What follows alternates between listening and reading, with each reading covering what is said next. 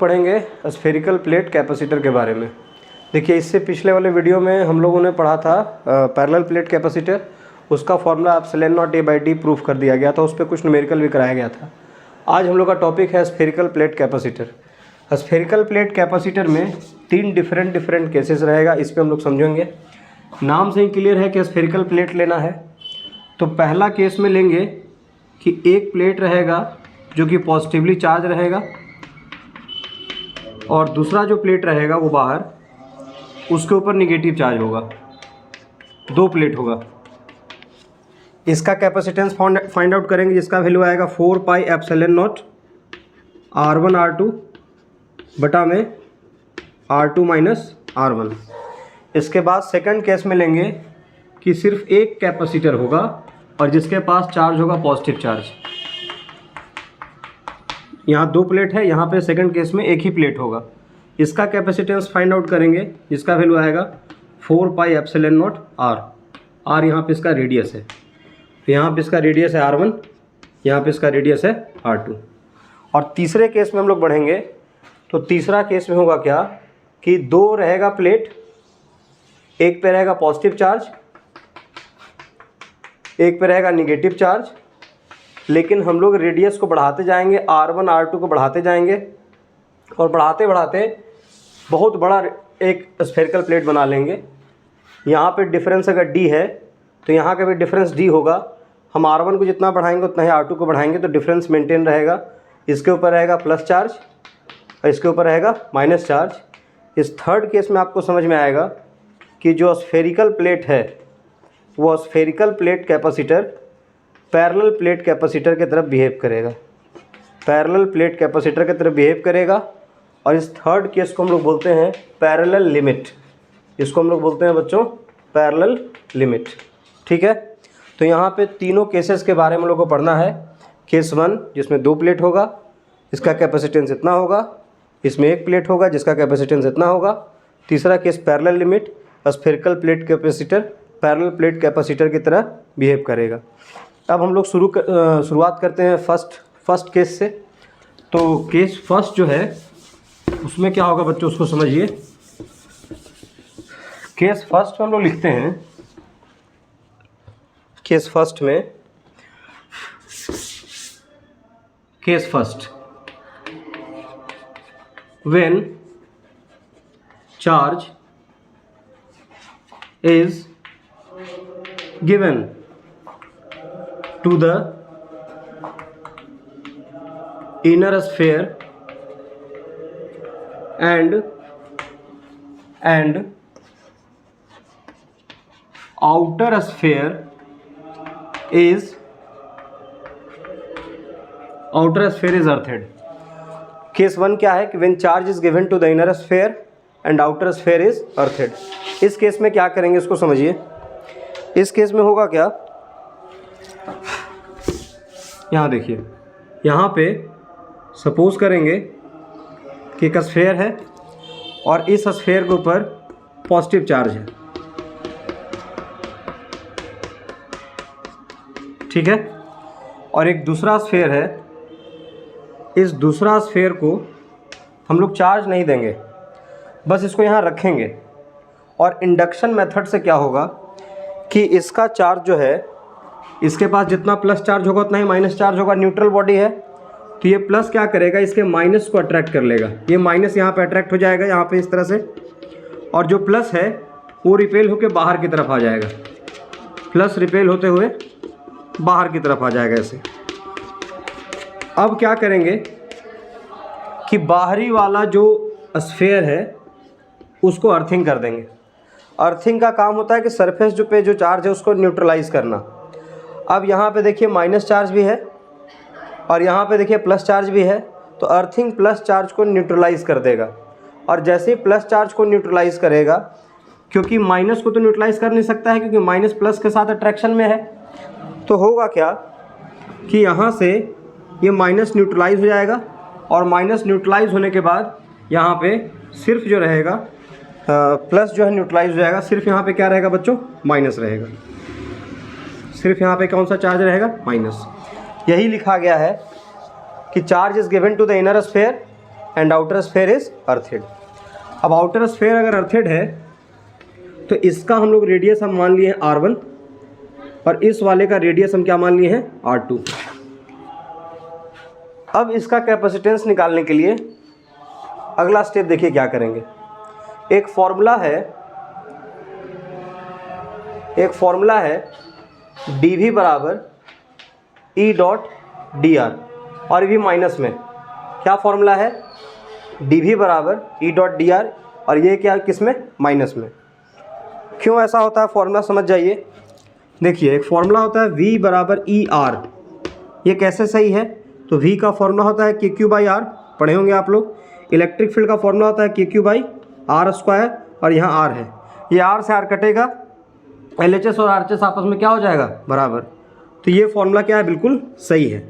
और यहाँ माइनस लगाते हैं क्योंकि जैसे जैसे हम R के साथ बढ़ते जाते हैं इलेक्ट्रिक फील्ड और R के साथ पोटेंशियल डिफरेंस में कमी आ जाता है, पोटेंशियल में कमी आ जाता है। तो हम लोग एक फॉर्मूला बनाए हैं और वो फॉर्मूला क्या है, फॉर्मूला है dV is equal to minus E dot dr। अब इसमें क्या करेंगे इंटीग्रेशन करेंगे, इधर भी इंटीग्रेशन कर दिए इधर भी इंटीग्रेशन कर दिए। अब dV का इंटीग्रेशन हो जाएगा V, dV का इंटीग्रेशन कितना हो जाएगा बच्चों V, और यहाँ पे minus dot represent cos theta तो हो जाएगा E dr into cos theta. अब यहाँ देखिए गॉसेस लॉ में पढ़े होंगे, गॉसियन सरफेस हम बनाएंगे तो जैसे जैसे R बढ़ते जाता है वैसे वैसे इलेक्ट्रिक फील्ड घटते जाता है, जैसे जैसे डिस्टेंस बढ़ते जाता है वैसे वैसे इलेक्ट्रिक फील्ड घटते जाता है। तो दोनों के बीच में एंगल कितना होगा 180, क्योंकि एक बढ़ रहा है, एक जैसे जैसे R बढ़ेगा वैसे वैसे इलेक्ट्रिक फील्ड का वैल्यू घटते जाएगा।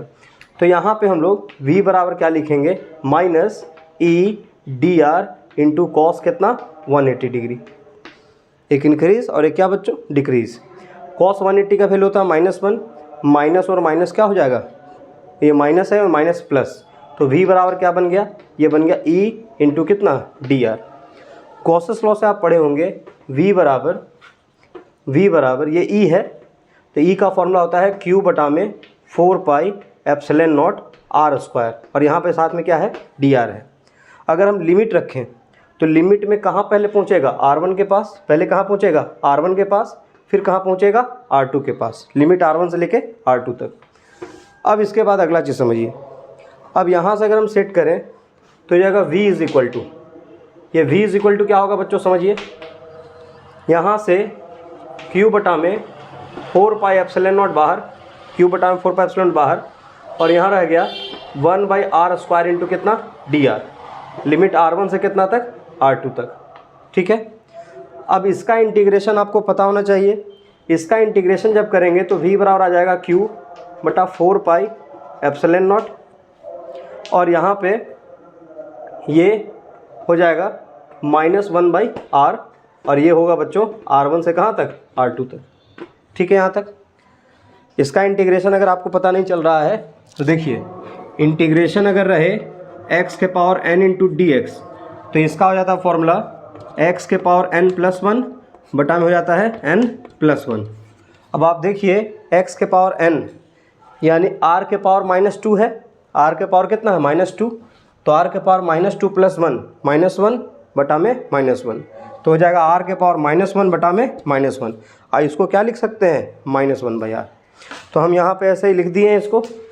तो ये हो जाएगा V is equal to Q बटा में 4 एप्सिलॉन नॉट और यहाँ पे जो होगा 1 माइनस में R2 और प्लस 1 बटा में कितना होगा R1।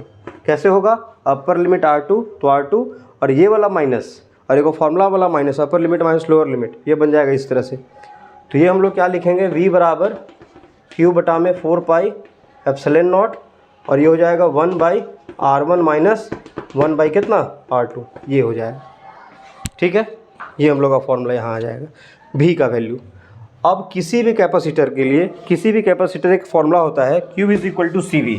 क्या फॉर्मूला होता है Q is equal to CV। तो यहाँ पे लिखेंगे कि फॉर एनी कैपेसिटर क्या फॉर्मूला है बच्चों, तो एक फॉर्मूला होता है Q is equal to CV। क्या फॉर्मूला है Q is equal to CV। अब यहाँ से अगर हम यहाँ लिखना चाहें Q को Q और C का वैल्यू C रख देते हैं। और V का वैल्यू कितना है बच्चों? तो V क्या आया? Q बटा में 4 पाई एप्सिलॉन नॉट और कितना आया? 1/r1 माइनस 1 क्या? r2, ये आया। अब ये Q से क्या क्या हो जाएगा? कैंसिल हो जाएगा। अब इसका जो हम लास्ट में लिखेंगे, यहाँ देखिए लास्ट में यहाँ लिख रहे हैं, तो ये हो जाएगा C बराबर ये 4 पाई एप्सिलॉन नॉट यहाँ चला जाएगा और एलसीएम लेंगे तो एलसीएम हो जाएगा R1 और R2 और जब एलसीएम लेकर कट करेंगे तो यहाँ आएगा R2 माइनस कितना? R1। तो ये हमारा फाइनल किसका वैल्यू आया? कैपेसिटेंस का वैल्यू आया 4 pi epsilon naught R1 R2 बटा में R2 माइनस R1। तो एक बार फिर से इसको समझ लीजिए। पहले हम क्या किए? अर्थिंग यहाँ ले लिए, सबसे पहले चार्ज स्फेयर ले लिए और बाहर एक प्लेट ले लिए। बाहर प्लेट में माइनस को अट्रैक्ट किया और प्लस को रिपेल करके बाहर भेज दिया। प्लस बाहर हुआ, अर्थिंग हुआ। जैसे ही अर्थिंग हुआ तो क्या हुआ? अर्थिंग होने से तो अर्थिंग होने से जो सरफेस पे चार्ज था उस सरफेस वाला चार्ज को न्यूट्रलाइज़ किया और ये माइनस चार्ज यहाँ रह गया क्योंकि माइनस इसके साथ बाउंडेड है। अब हम फॉर्मूला जानते हैं dv बराबर minus E dot D R. तो यहाँ पे माइनस है, डॉट को रिप्रेजेंट हटाएंगे तो क्या हो जाएगा? थीटा, और थीटा यहाँ कितना डिग्री हो जाएगा? 180। क्यों होगा?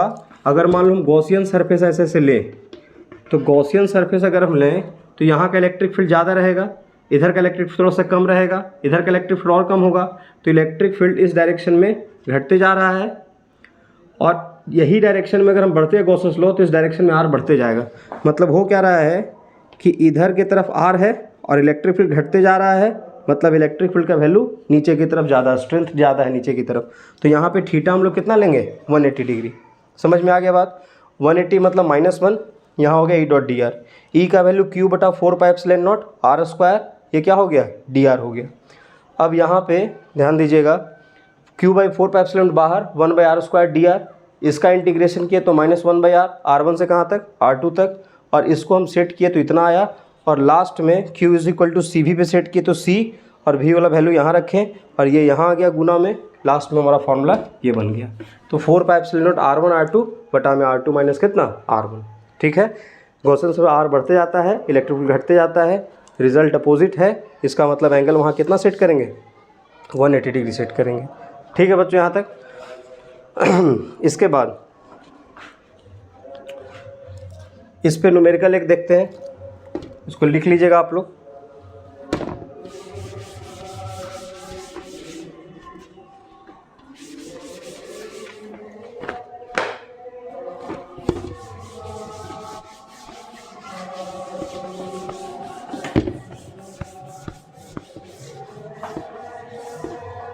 देखिए, अगर मान लीजिए कि एक कैपेसिटर दे दिया और यहाँ पे प्लस चार्ज है, ये प्लस चार्ज है और इस जगह पे माइनस चार्ज है।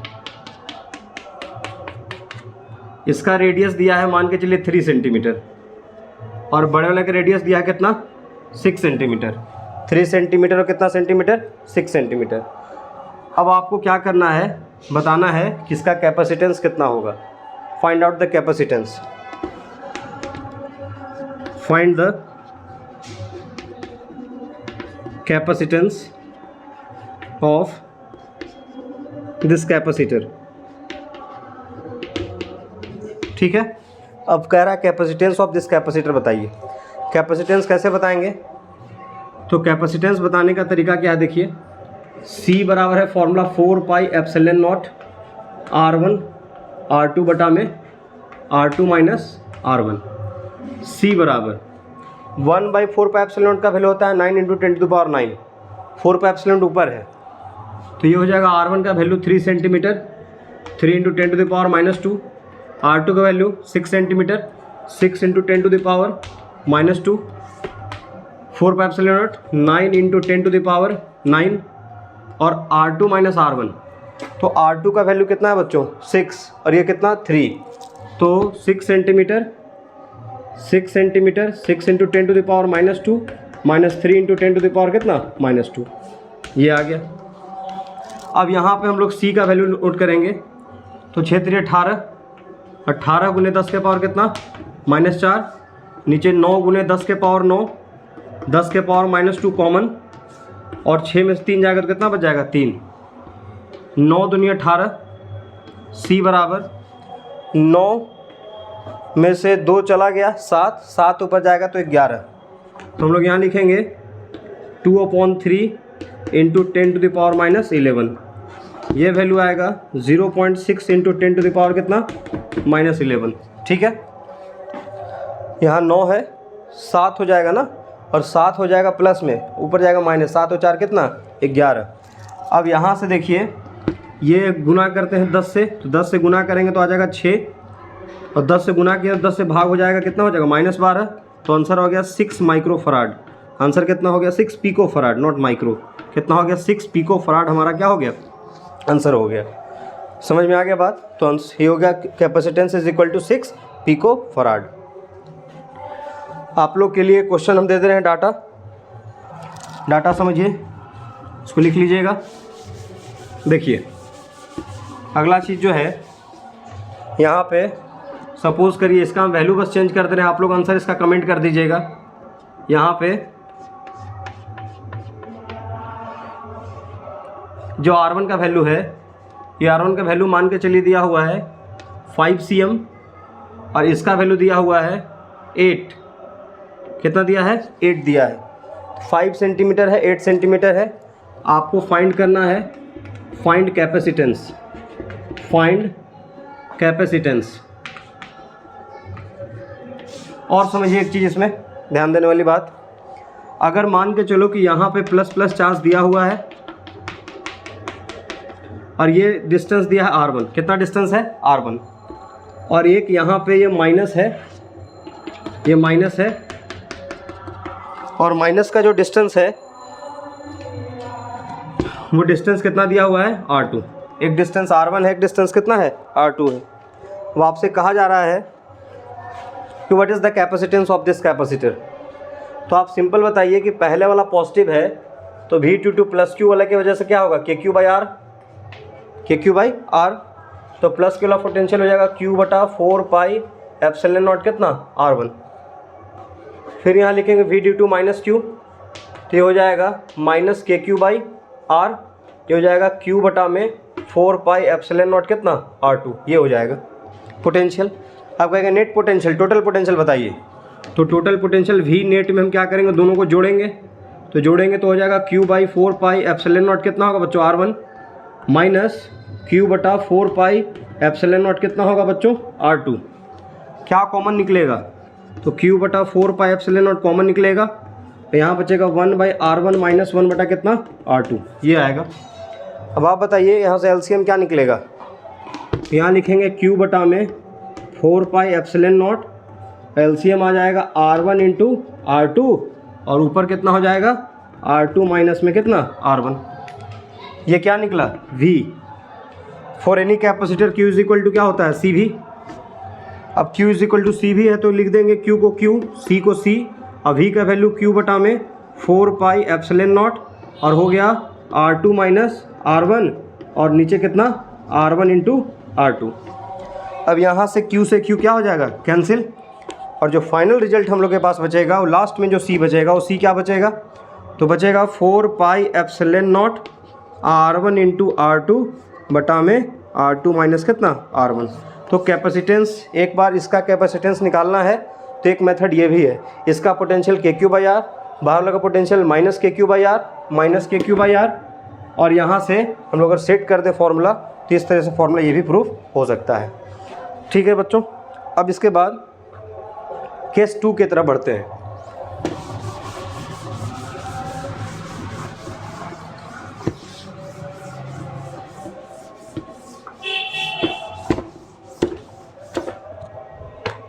केस 2 की तरफ बढ़ते हैं।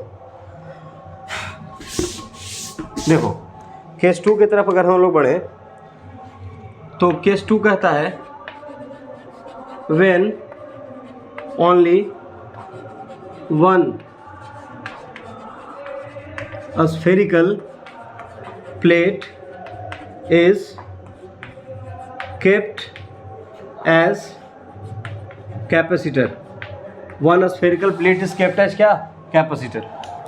तो क्या होगा देखिए, तो यहाँ पे हम लोग करेंगे क्या, ध्यान दीजिए, यहाँ पे एक ले लेंगे स्फेरिकल प्लेट, और इस स्फेरिकल प्लेट का जो रेडियस है इसको ले लिए हैं R1 is equal to R, एक ही है तो R मान ले। और इसके ऊपर कौन सा चार्ज है, तो इसके ऊपर इस तरह से प्लस चार्ज फैला हुआ है। ठीक है, अब हम लोग का C का फॉर्मूला हम लोग क्या पढ़े हैं, तो C का फॉर्मूला पढ़े हैं 4 pi epsilon naught R1 R2 बटा में R2 माइनस R1, ये पढ़ा गया है। अब इसी का इस्तेमाल करना है। इसमें दिया भले एक प्लेट है, लेकिन मानेंगे कि दूसरा प्लेट जो है वो इन्फिनिटी डिस्टेंस पे है। कहाँ पे है, इनफाइनाइट डिस्टेंस पे है। तो दूसरा प्लेट हम मान लेते हैं कहीं ऐसे इनफाइनाइट प्लेट पे होगा, तो इससे इसका डिस्टेंस जो है वो R2 को हम लोग क्या मान लेंगे, इनफाइनाइट। बहुत दूर है, वो तो बना भी दिए, वो भी नहीं बनेगा, वो बहुत दूर है। एक्चुअल में दिया है एक ही प्लेट, लेकिन हमारे पास कंसेप्ट है दो प्लेट का, तो एक प्लेट तो यहाँ मानेंगे, दूसरा प्लेट हम लोग कंसिडर कर लेंगे बहुत दूर है, इन्फिनिटी पे है। बहुत दूर कहाँ पे है, इन्फिनिटी पे है, ऐसा हम लोग क्या करेंगे, कंसिडर कर लेंगे कि बहुत दूर इन्फिनिटी पे है। तो यहाँ पे हमारे पास जो फॉर्मूला है, यहाँ लिख रहे हैं, हमारे पास फॉर्मूला है कि C is equal to 4 pi epsilon naught R1 R2 बटा में R2 माइनस कितना है, R1। अब हम लोग ऐसे इसको लिख सकते हैं, C बराबर 4 pi epsilon naught R1 R2, R2 के यहाँ से हटा देते हैं, यहाँ लिख देते हैं R2 minus R1, R2 minus क्या, R1, और बटा में लिख देते हैं R2। ठीक है, बटा में क्या लिख दिए, R2। बस ये देखो नीचे आ गया, ऐसा लिख सकते हैं हम लोग। अब इसको सॉल्व करेंगे तो C बराबर हो जाएगा 4 पाई एप्सिलॉन नॉट, ये हो जाएगा R1, और ये R2 से R2 कटेगा तो 1, और ये दोनों हो जाएगा तो हो जाएगा R1 बटा में कितना, R2। R2 से R2 कट गया, कितना आ गया 1, और ये आ गया R1 बटा में कितना, R2। अब यहाँ से देखिए C बराबर क्या लिखेंगे, 4 पाई एप्सिलॉन नॉट R1, और ये जो है नीचे आ जाएगा 1 माइनस R1 बटा में इन्फिनिटी, क्योंकि R2 का वैल्यू इन्फिनिटी है। अब किसी को इन्फिनिटी से अगर भाग दो तो रिज़ल्ट क्या आता है, 0। तो रिज़ल्ट अगर 0 आ गया, 0 की खोज बच्चों आर्यभट्ट किए थे, बिहार के थे, आज बिहार दिवस भी है। C ये हो गया 4 पाई एप्सिलॉन नॉट, R1 का वैल्यू कितना, R, और नीचे 1 माइनस 0 यानी कितना, 1। तो फाइनल फार्मूला आ गया C बराबर 4 पाई एप्सिलॉन नॉट कितना, R। ये हमारा बच्चों फार्मूला आ गया फाइनल। ये 0 हो गया, 1 माइनस 0 कितना, 1, तो 4 pi epsilon naught R1, R1 का वैल्यू क्या मान है, R। तो जब एक प्लेट रहे तो सिंपल फार्मूला क्या बनाना है, 4 पाई एप्सिलॉन नॉट R। अब इससे रिलेटेड न्यूमेरिकल देखिए ध्यान से।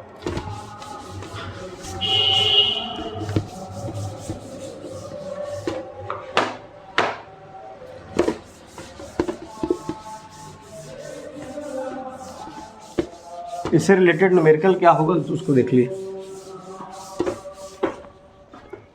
जैसे देगा कि छोटा छोटा ड्रॉपलेट है, 27 आइडेंटिकल ड्रॉप्स है। कितना आइडेंटिकल ड्रॉप्स है, 27 आइडेंटिकल ड्रॉप है। Each having capacitance, each having capacitance 5 microfarad. each having capacitance कितना, 5 माइक्रोफराड। सबके पास कैपेसिटेंस 5 माइक्रोफराड है। इन लोग को कंबाइन किया गया, कंबाइन हुआ और एक बड़ा सा ड्रॉप बना, एक बिग ड्रॉप बना। कहेगा find the capacitance of big drop, find the capacitance of big drop. कह रहा है कि 27 आइडेंटिकल ड्रॉप है, ऐसे ऐसे छोटा सा ड्रॉप, 27 ड्रॉप है, सबका कैपेसिटेंस कितना है, 5 माइक्रोफराड। अब कह रहा है कि सब कंबाइन होकर एक बड़ा सा ड्रॉप बन गया, तो बड़े से ड्रॉप का कैपेसिटेंस कितना होगा। अब इसको समझिए, हम बोलेंगे कि 27 का वॉल्यूम जो होगा, 27 होगा volume into volume of each small drop. ठीक है, 27 into volume of each small drop is equal to क्या होगा, वॉल्यूम ऑफ बिग ड्रॉप। ठीक है। अब इसका कैसे निकालेंगे, तो हो जाएगा 27 गुने वॉल्यूम का फॉर्मूला, इसका जो स्मॉल ड्रॉप है, इस स्मॉल ड्रॉप का रेडियस हम मान ले रहे हैं r, और जो बड़ा सा ड्रॉप है इसका रेडियस क्या मान ले रहे हैं, कैपिटल R। तो 27 इंटू हो जाएगा 4/3 pi r cube is equal to होगा 4/3 पाई r क्यूब। ठीक है बच्चों, 27 into volume of each small drop is equal to volume of big drop, क्योंकि वॉल्यूम वही रहेगा, कंबाइन करके उसी को बनाए हैं। अब यहाँ से देखिए तो 4/3 पाई से 4/3 पाई कैंसिल, अभी r क्यूब होगा तो 27 का क्यूबिक रूट हो जाएगा कितना, 3 × 9 = 27, 3, और r क्यूब का कितना r, ये हो जाएगा r। ठीक है, यहाँ तक 3r बराबर कितना हो गया r। अब बात क्या हो रहा है कि इसका कैपेसिटेंस 5 दिया है, यानी कि हमारे पास डाटा है कि 4πε0 r का जो वैल्यू है वो 5 माइक्रोफराड है। ये डाटा पहले से हमारे पास। अब इसको लिख सकते हैं 4πε0, ये r को लिख सकते हैं r/3 बराबर में 5 माइक्रोफराड। अब 3 को उधर भेज दीजिए, तो 3 को उधर भेज देंगे तो हमारे पास आंसर आ जाएगा 4πε0 r is equal to 5×3 15 microfarad. कितना आ जाएगा, 5×3 15। अब बड़े से ड्रॉप का तो फॉर्मूला सी का ही ना रहेगा, 4πε0 r, तो इसका फॉर्मूला यही रहेगा और हमारा वैल्यू कितना है 15, तो हमारा फाइनल आंसर कितना आ गया 15 माइक्रोफराड। समझ में आ गया 27। अब एक तरीका ही बता देते हैं आपको, जब ये 27 रहे तो 27 का क्यूबिक रूट कितना होता है 3, आप इसको 3 से गुना कर दीजिए, आंसर आ जाएगा। और तरीका कैसे है, 27 इंटू वॉल्यूम इंटू बराबर उसका वॉल्यूम, 3r सेट कर दी, हमारा आंसर आ गया। इसी में अगला क्वेश्चन है, आप बना के हमको आंसर करिएगा इसका कि 64 आइडेंटिकल ड्रॉप है, ईच हैविंग कैपेसिटेंस जो है बच्चों दिया हुआ है 3 माइक्रोफराड। कितना दिया है 3 माइक्रोफराड। कंबाइन होकर एक बड़ा सा ड्रॉप बना, इसका कैपेसिटेंस कितना होगा ये आपको कमेंट करना है आंसर। ठीक है, ये 2 हो गया। अब इसके बाद अगला कंसेप्ट,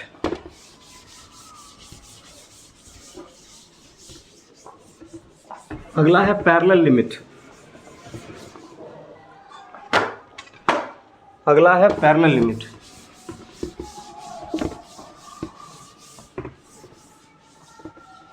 ध्यान दीजिए, अगला कंसेप्ट है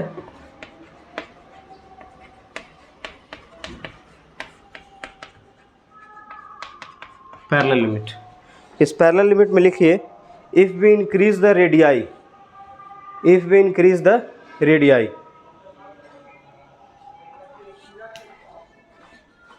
if we increase the radii, keeping the difference between them constant, keeping the difference between them constant, then after a certain limit a spherical plate capacitor start behaving as parallel plate capacitor, then after a certain limit a spherical plate capacitor start behaving as parallel plate capacitor। क्या बोला गया, if we increase the radii of a spherical plate capacitor keeping the difference between them, ये difference जो है इसको d मान लिए हैं। क्या डिफरेंस मान लिए हैं d, ये डिफरेंस भी यहाँ से यहाँ क्या हो जाएगा d, ये है पॉजिटिव, ये क्या है नेगेटिव। तो ये हो गया हमारा यहाँ पे, ये पॉजिटिव पूरे में फैला हुआ है ऐसे, तो हम रेडियाई को तो बढ़ा रहे हैं लेकिन उनके बीच का डिफरेंस को हम लोग ना बढ़ा रहे हैं ना घटा रहे हैं, ये मेंटेन है। यानी कि ये वैल्यू यहाँ से यहाँ हो गया R1 और ये वैल्यू यहाँ से यहाँ क्या हो गया R2। अब इसमें कहता क्या है कि when we increase the radii of spherical plate capacitor keeping the difference between them constant, then आगे लिख लीजिए, then after a certain limit a spherical plate capacitor behave as parallel plate capacitor. मतलब हमारा क्या है कि जो स्फेरिकल प्लेट कैपेसिटर है, स्फेरिकल प्लेट कैपेसिटर जो है वो किसके तरह बिहेव करने लगेगा, तो बिहेव कर लगेगा किसके के जैसा, पैरेलल प्लेट कैपेसिटर के जैसा, पैरेलल प्लेट कैपेसिटर के जैसा बिहेव करना शुरू करेगा। ये बात ध्यान रखना, इसको हम लोग बोलते हैं पैरेलल लिमिट। ठीक है बच्चों, अब इसको समझिए आगे। देखिए हमारे पास जो फॉर्मूला है पहले से, वो फॉर्मूला क्या है स्फेरिकल प्लेट कैपेसिटर का, C बराबर 4 pi epsilon naught R1 R2 बटा में R2 माइनस R1। अब ये डिफरेंस तो कांस्टेंट है, यानी कि R2 माइनस R1 का वैल्यू क्या है, D है। R2 माइनस R1 का वैल्यू क्या है, D है। तो यहाँ लिखेंगे C 4 पाई एप्सिलॉन नॉट नीचे D। और अगर डिफरेंस बहुत ज़्यादा मतलब काफ़ी ज़्यादा अगर R1 R2 बड़ा हम कर दें तो हम लोग छोटे डिस्टेंस को नेगलेक्ट करना शुरू करते हैं। मतलब कि यहाँ से औरंगाबाद से दिल्ली की दूरी अगर मान के लिए 1000 किलोमीटर है तो औरंगाबाद की किसी जगह से जाइएगा तो 1000 ही किलोमीटर होगा, क्योंकि औरंगाबाद को एक पॉइंट मान लिया गया है, दिल्ली को एक पॉइंट मान लिया गया है, और यहाँ से वहाँ का डिफरेंस कितना होगा, D होगा। यहाँ पे हम लोग जितना 1000 ही किलोमीटर होगा, यहाँ से वहाँ भी 1000, यहाँ से यहाँ भी 1000। तो इसी तरह से R1 को भी क्या मान लेंगे R, R2 को भी क्या मान लेंगे R, तो ये बन जाएगा क्या R स्क्वायर। तो ये लिखेंगे C epsilon not 4 pi R square क्या हो जाएगा A, और ये क्या हो जाएगा D। तो हमारा जो पैरेलल स्फेरिकल प्लेट कैपेसिटर का फॉर्मूला से क्या निकल के आ गया, पैरेलल प्लेट कैपेसिटर का फॉर्मूला, इसको हम लोग बोलते हैं पैरेलल लिमिट। फिर से सुन लीजिए, if we increase the radii of spherical plate capacitor keeping the difference between them constant, then after certain limit a spherical plate capacitor start behaving as parallel plate capacitor, this is called parallel limit. ये तीनों case हम लोग क्या है बच्चों पढ़ लिए। अगले क्लास में आपको सिलेंड्रिकल प्लेट कैपेसिटर बताया जाएगा और साथ साथ कुछ न्यूमेरिकल करेंगे और बिहेवियर ऑफ बैटरी पढ़ेंगे। बस हम लोग आज इतना ही पढ़ेंगे।